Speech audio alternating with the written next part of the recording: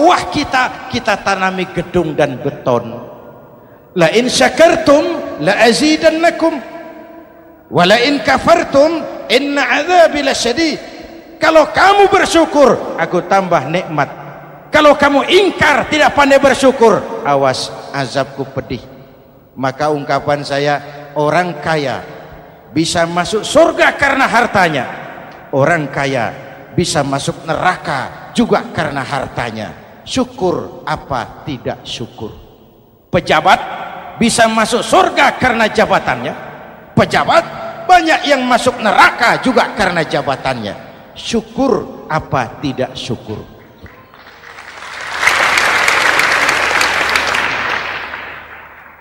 Orang alim, kiai bisa masuk surga karena ilmunya. Orang alim pun bisa masuk neraka lebih dulu dari penyembah berhala juga karena ilmunya. Syukur apa tidak syukur? Kasih jabatan sebagai pemimpin lalu menyadari sayyidul qaumi khadimuhum. Pemimpin suatu umat adalah pelayan bagi umat itu. Pelayan harus melayani, bukan minta dilayani. Selama ini kita memandang jabatan itu jalan pintas menuju kaya. Jabatan itu artinya kekuasaan dan fasilitas, maka yang lahir rampok-rampok baru.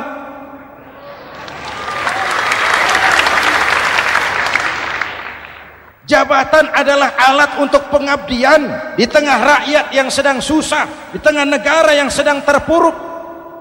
Kita memerlukan pemimpin-pemimpin yang sadar sayyidul qaumi khadimuhum. Pemimpin suatu kaum adalah pelayan bagi kaum itu sendiri.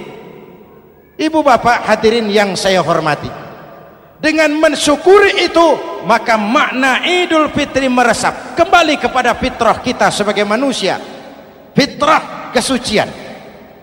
Secara sederhana orang gambarkan kembali kepada fitrah seperti bayi baru dilahirkan oleh ibunya, bersih, suci, tanpa dosa, lantaran sudah dibersihkan oleh ibadah Ramadan.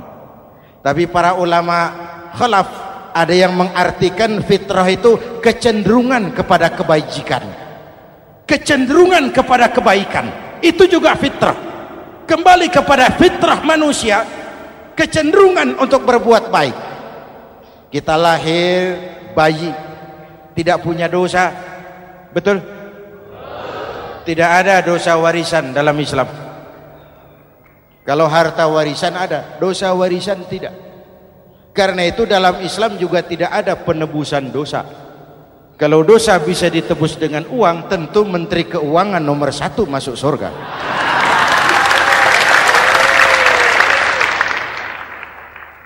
Dosa dalam Islam ditebus dengan taubat, langsung kepada Allah, sonder calo. Hadirin yang saya hormati, kembali kepada fitrah seperti bayi baru dilahirkan oleh ibunya, bersih, tidak punya dosa kepada Allah lantaran sudah dibersihkan oleh ibadah Ramadan. Soalnya kemudian kita kan tidak hanya bersalah kepada Allah, kita ini juga bergaul dengan sesama manusia, betul? Sebuah hadis, sahabat ditanya oleh Rasul, atadruna manil muflis? Saudara-saudara, tahu kamu siapa orang yang bangkrut? Oh Rasul, orang bangkrut yang tidak punya uang, orang bangkrut yang tidak punya harta. Salah, kata Rasul. Innal muflisa min ummati, yang bangkrut dari golongan umatku, yang besok di hari kiamat datang menghadap Allah dengan membawa pahala solat, membawa pahala zakat, membawa pahala haji, membawa pahala sedekah pada satu pihak. Sementara pada sisi yang lain sebelah kiri, orang ini juga datang membawa kesalahan karena pernah mencaci maki orang, pernah memfitnah orang, pernah memakan harta orang dengan cara yang zalim. Satu sisi bawa kebajikan, sisi lain bawa kesalahan. Kalau ini yang terjadi, bagaimana nasib kita? Kata Nabi, Tuhan, ini pahala solat saya, ini solat yang wajib, ini yang sunnah, rawatibnya, nawafilnya. Datang orang, sebentar Tuhan, apa? Dia memang rajin solat, tapi saya pernah dicaci maki, hancur nama saya, remuk hati saya. Di dunia saya tidak bisa membalas karena dia lebih berkuasa. Sekarang saya menuntut keadilan. Betul? Iya Tuhan. Sini, pahala sholatmu kasih orang yang kau caci maki. Tuhan, ini pahala puasa saya yang wajib Ramadannya, sunnah 6 hari Syawalnya, Senin Kemisnya. Ini Tuhan. Datang lagi, sebentar Tuhan. Kenapa? Dia memang rajin puasa, tapi saya pernah difitnah tanpa benar, dicorengkan arang ke dahi, hancur nama saya karenanya. Saya menuntut keadilan karena di dunia waktu itu cuma banyak pengadilan tapi tidak ada keadilan. Benar? Benar. Ini pahala sholatmu kasih orang yang kau fitnah. Tuhan, ini pahala zakat saya. Datang lagi, Tuhan, dia memang suka zakat tapi korupsinya lebih besar dari zakatnya.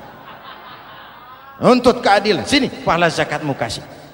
Kalau habis pahala kebaikan, orang yang menuntut masih banyak, diambillah dosa orang yang kita sakiti, diberikan kepada kita. Pahala dipreteli, dosa diberikan. Apa enggak bangkrut? Ibarat orang dagang, modal habis, tagihan hutang datang terus. Kenapa? Orang ini cuma baik hubungannya kepada Allah, tapi tidak baik hubungannya dengan sesama manusia. Karena itu, dalam konteks dengan fitrah, manusia makhluk yang fitrah. Apa fitrah itu? Pertama, manusia makhluk yang bertuhan. Itu fitrah. Mengingkari Tuhan, mengingkari fitrah. Yang kedua, manusia makhluk sosial, zon politikan. Itu fitrah. Kita tidak bisa hidup sendiri. Betapa dan siapapun kita memerlukan yang lain. Maka nuansa Ramadan intinya adalah silaturahmi. Nuansa Idul Fitri silaturahmi antar sesama kita. Ada baiknya saya ingatkan lagi sebuah hadis. Masih mau dengar?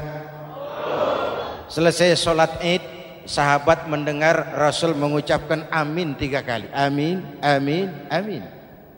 Ya Rasul, ada apa? Tadi turun Jibril selesai sholat, mau berdoa. Muhammad, aku mau mohon kepada Allah, mau kau aminkan? Silahkan Jibril. Jibril doa, Rasul amin. Doanya 3 macam permohonan, maka Rasul 3 kali mengucapkan amin.